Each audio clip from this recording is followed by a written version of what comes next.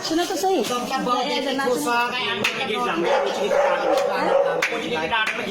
पूछा नहीं है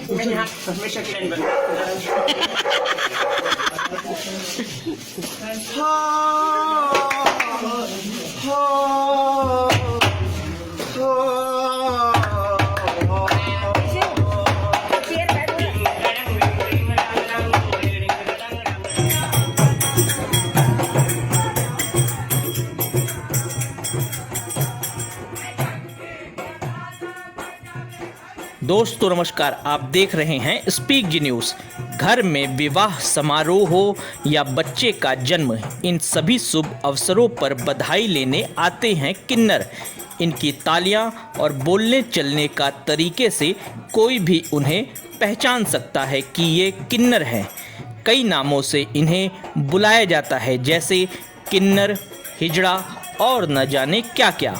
आम आदमी इनके पैसे मांगने का ज़्यादा विरोध नहीं करता और चुपचाप निकाल कर दे देता है। ऐसा क्यों? बहुत से लोग ऐसा भी मानते हैं कि इनकी बद्दुआ नहीं लेनी चाहिए, पर क्यों नहीं लेनी चाहिए ये कोई नहीं जानता। हमारे देश में इस समय करीब 5 लाख किन्नर हैं। आज हम आपको बताएंगे किन्नरों से जुड़ी कुछ ऐसी बातें जो आप हमेशा से जानना चाहते थे, लेकिन न तो किसी से पूछ पाते हैं और न ही कोई आपको बता पाता है। किन्नर समुदाय खुद को मंगलमुखी मानते हैं, इसलिए ही ये लोग बस विवाह, जन्म समारोह जैसे मांगलिक कामों में ही भाग लेते हैं। मरने के बाद भी ये लोग मातम नहीं मनाते, बल्कि ये खुश होते हैं कि इस जन्म से पीछा छूट गया। ऐसा माना जाता है कि ब्रह्मा जी की छाया से किन्नरों की उत्पत्ति हुई थी। ज्योतिष के अनुसार ऐसा माना जाता है कि वीर्य की अधिकता से बेटा होता है और रज यानी रक्त की अधिकता से बेटी। अगर रक्त और वीर्य दोनों बराबर रहें तो किन्नर का जन्म होता है।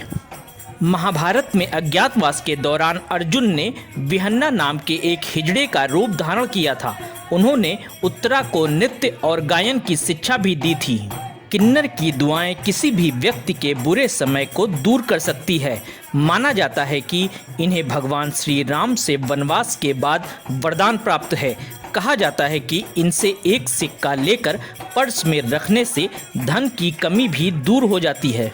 किन्नर अपने आराध्य देव अरावन से साल में एक बार विवाह करते हैं। ये विवाह लेकिन मात्र एक दिन के लिए ही होता है।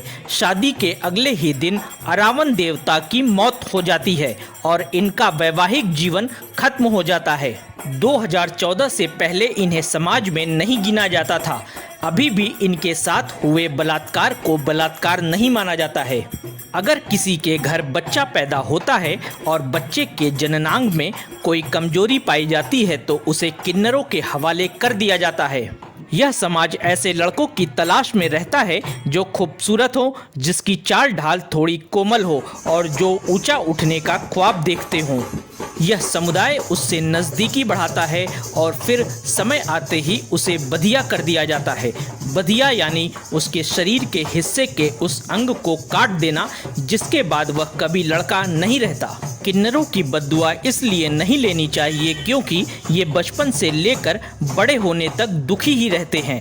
ऐसे में दुखी दिल की दुआ और बद्दुआ लगना स्वाभाविक है। किसी की मौत होने के बाद पूरा हिजड़ा समुदाय एक हफ्ते तक भूखा रहता है।